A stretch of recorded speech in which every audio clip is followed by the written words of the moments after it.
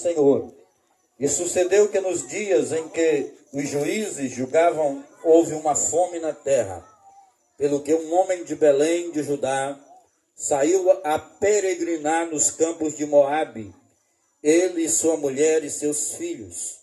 E era o nome deste homem Elimeleque, e o nome da sua mulher Noemi, e o nome dos seus 2 filhos Malom e Quilion, efrateus de Belém de Judá. E vieram aos campos de Moabe, e ficaram ali. E morreu Elimeleque, marido de Noemi, e ficou ela com seus 2 filhos, os quais tomaram para si mulheres moabitas, e era o nome de uma órfã, e o nome da outra Ruth, e ficaram ali quase 10 anos. E morreram também ambos, Malom e Quilion, ficando assim esta mulher desamparada de seus filhos e de seu marido. Amém? Podeis assentar em nome de Jesus. Queridos irmãos, este livro, ele foi escrito, o livro de Ruth foi escrito em um dos contextos mais sombrios da história do povo de Deus. Esse período em que o livro de Ruth foi escrito, denominado período dos juízes, ele aconteceu desde a morte de Josué, servo de Deus, servo de Moisés, e deu-se o fim quando Saul assumiu o seu reinado.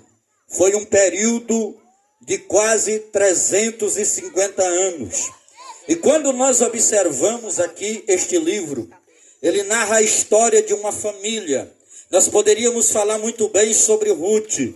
Ruth não era uma israelita, mas foi agraciada por Deus, fazendo parte da genealogia de Jesus, uma das 3 mulheres gentias que ali estava, mostrando o grande propósito de Deus, que não estava apenas sobre a nação de Israel, mas que Deus já previa de antemão salvar os gentios e introduzi-los dentro da sua graça e do seu plano salvador. Porém, eu quero tirar algumas lições aqui desse texto. Quando nós observamos, irmãos, o texto fala que houve uma fome na terra, houve uma crise na terra de Israel, dentre eles em Belém de Judá. Quando nós observamos, parece algo contraditório.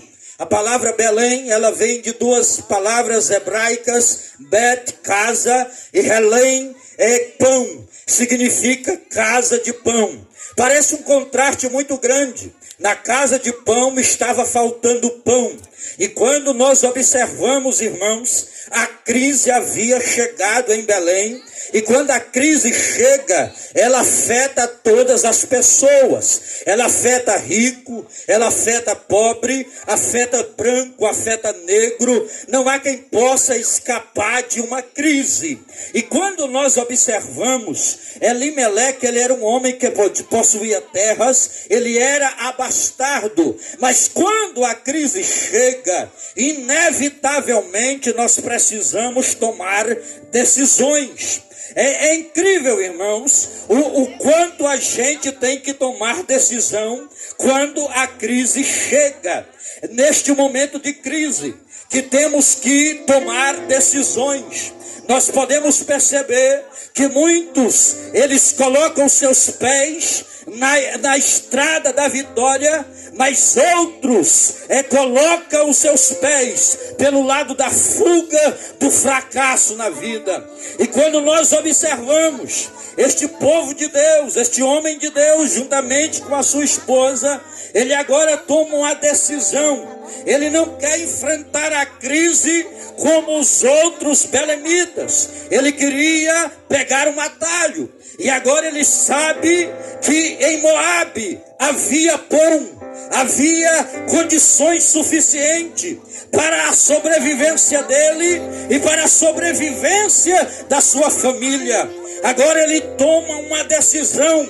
Vamos para Moabe. Queridos irmãos, como é importante, diante de uma crise, a gente colocar a nossa vida, a vida na nossa família, na direção de Deus. Porque quando nós tomamos uma decisão fora da vontade de Deus, as grandes consequências vêm para a nossa vida.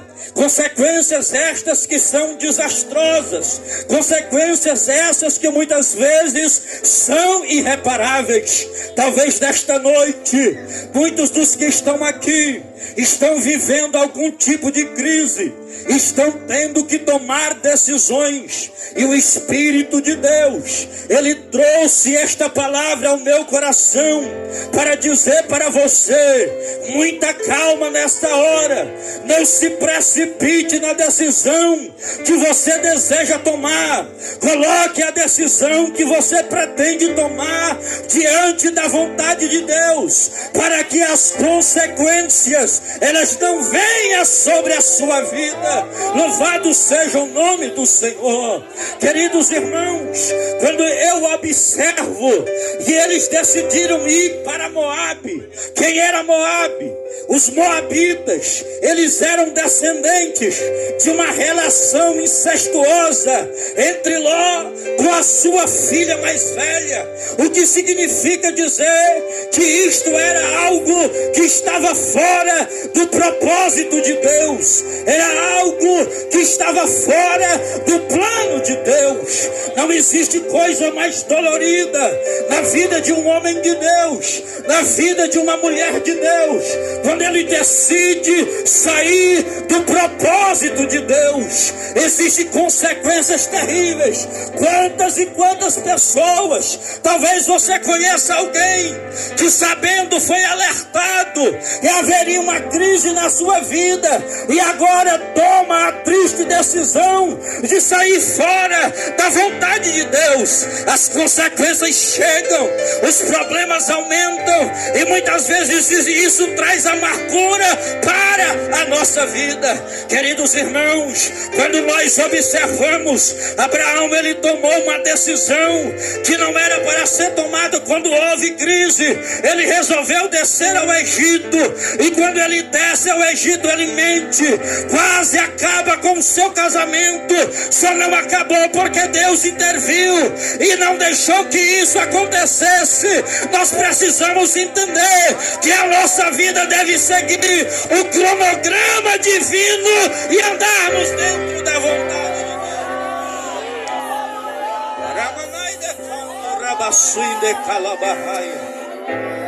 Aleluia, aleluia. Elas foram para Moabe.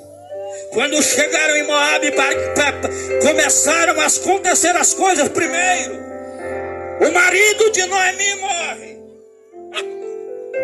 Elimeleque. Quem era marido, irmão?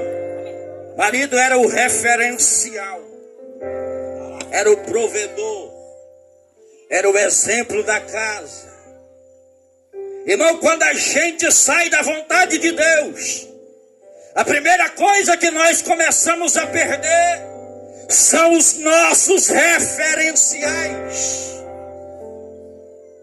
Uma coisa triste, nós estamos vivendo, pastor, um tempo em que as pessoas estão perdendo os seus referenciais. Estão tirando o foco daquilo que deve ser focado e colocando foco em coisas secundárias. As pessoas estão perdendo a referência. As pessoas de hoje vivem pelas mídias sociais. Escolhem para si referências que não são dignas de serem imitadas. Para muitos, o seu referencial é Felipe Neto. Para outros, um cantor sertanejo. Para outros, um pregador famoso. Para outros, pessoas que estão no hall, nas calçadas da fama. Irmãos, e quando nós perdemos os verdadeiros referenciais, nós deixamos de viver a verdadeira vontade de Deus. É por isso que eu gosto de Paulo. Paulo, ele não perdia o referencial, ele não deixava nada para trás. Ele diz: eu não olho para as coisas que atrás ficam, mas prossigo para o alvo, pelo prêmio da soberana vocação de Deus. Um dia desse, irmão, este Brasil, país, está inflamado pela política, e uma irmã me perguntou: pastor, o que será da igreja depois das eleições? Eu disse: irmão, a igreja será a mesma, porque a igreja não depende de poderes políticos para sobreviver. A igreja tem um dono, a igreja tem um exemplo. O dono da igreja é Cristo, e este nunca deixará de ser o nosso referência.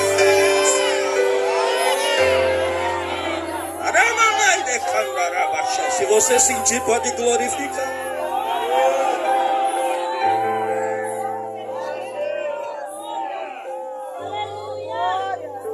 Quem são os teus referenciais? Olhai para os vossos pastores, que vos pregam a palavra de Deus, a fé dos quais imitai.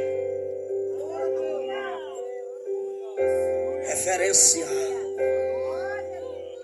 Olhando para Jesus, o autor e consumador da nossa fé. Sabe por que nós estamos vivendo uma geração de crentes fracos? É porque os olhares deles estão sendo desviados de quem deveria estar focado. As pessoas dizem: eu não vou mais servir a Deus. Pastor, eu vou falar aquilo que o Espírito Santo está me colocando aqui. Eu não vou mais servir a Deus porque a irmã olhou com a cara feia para mim. Eu não vou mais servir a Deus porque fulano falou de mim. Irmão, o teu foco está na direita, o teu foco está na esquerda. Mas quando tu olhar para Jesus, tu não vai perceber estas coisas, porque nós estamos na igreja não é por causa dos homens, nós estamos na igreja por causa de Cristo. Existe uma frase de efeito dizendo que quem sai da igreja por causa dos homens nunca esteve nela por causa de Jesus. É hora de olhar para quem deve ser olhado. Olhe para Jesus. O céu quem te prometeu foi Jesus.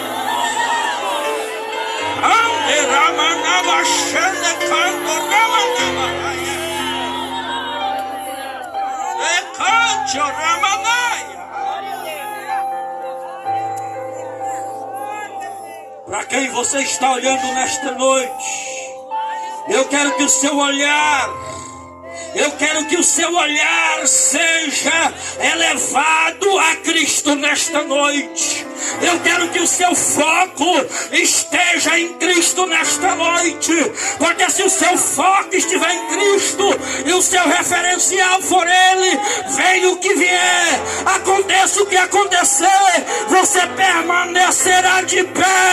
Porque Ele estará te sustentando, Ele estará direcionando a tua vida e abençoando você de fora.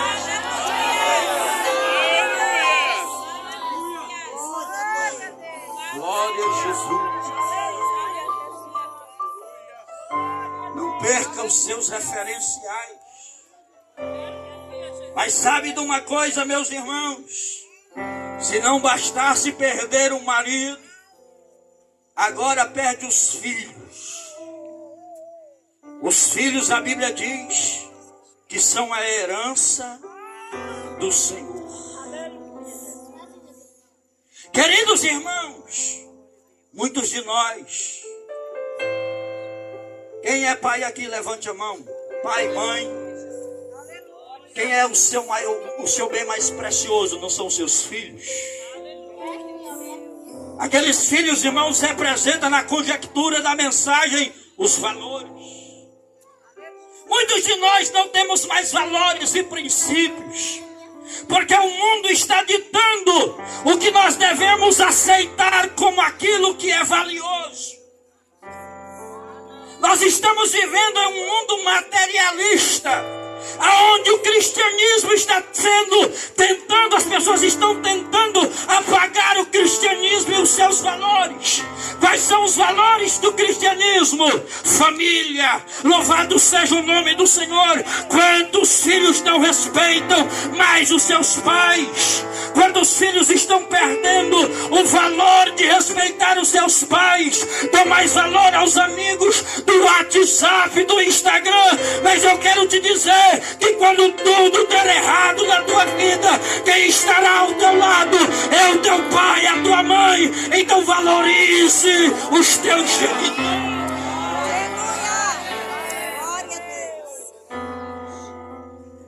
Aleluia. A igreja tem valores absolutos. Jovens que estão aqui, vocês estão estudando na escola. E os ensinamentos da escola hoje que nem tudo, cada um é dono da sua verdade. É o relativismo moral. Mas nós temos valores absolutos. A palavra de Deus. Seca-se a erva, cai a sua flor, mas a palavra de Deus subsiste eternamente. Este valor aqui não perde validade. Já tentaram acabar, pastor Romário, eu estava estudando sobre a Inquisição. E sabe, tentaram acabar com este livro. Os exemplares da Bíblia Sagrada não queria que o povo tivesse acesso. Mas a palavra de Deus ultrapassou gerações. E ela ainda hoje é a regra de fé e prática daqueles que seguem a Jesus. Nós temos valores absolutos. Ainda que lá na escola te chame de atrasado, ainda que lá na escola te chame de uma pessoa que não está atualizado, continue sendo assim, continue obedecendo a Bíblia. Você não foi feito e nem chamado para ser amado pelo mundo. Quando o mundo aplaudir a igreja tem que rever os seus conceitos, porque o dono da igreja disse: se aborreceram a mim, vai aborrecer a você. Então você nunca será amado por este mundo. Nós seremos aborrecidos por este mundo porque defendemos princípios que não são os deles. Glória a Deus. Como você tem lidado com os valores? Jovem, aprenda o valor da castidade. Aprenda o valor da piedade. Aprenda o valor de obedecer a palavra de Deus em detrimento das iguarias do mundo, igreja. Aprenda a valorizar os valores eternos e absolutos, porque nós seremos julgados por eles. Ela perdeu a herança, perdeu o valor que ela mais tinha de precioso. O Espírito Santo, vocês estão vendo que a chuva parou aí, irmão? De vez em quando eu estava falando com Jesus ali, dizendo: Jesus, quenta essa chuva um pouquinho. O chão está bem molhado, deixa para quando nós chegar em casa. Glória seja dado o nome de Jesus. Quais são os valores que nutrem? Você ainda ama os valores da palavra de Deus? Você ainda acha o que a Bíblia chama de pecado, pecado? O mundo está mudado. Isaías já profetizava que chegaria uma geração que chamaria o bem de mal e o mal de bem. Troca de valores. Mas o que a Bíblia considera pecado, nós devemos considerar pecado. O que a Bíblia diz que é certo, devemos considerar certo. Elas são os princípios da palavra de Deus. Irmão, a crise tirou tudo que Noemi tinha. Eu acho interessante, pastor, que quando ela chega de volta, que os homens de Belém de Judá chamam ela de Noemi. Ela disse: não me chame mais de Noemi, mas de Mara, porque eu sou uma mulher amargurada. quando nós temos percas. Nós temos que tomar cuidado com as decisões que nós tomamos na vida, com aquilo que nós priorizamos na vida. Porque quando nós não priorizamos aquilo que Deus prioriza, o resultado são percas.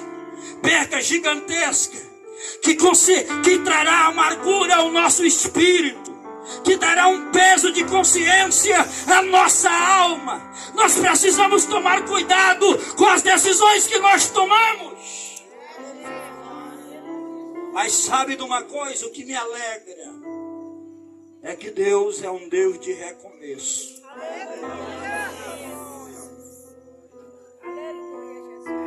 Ela ouviu depois de perder tudo.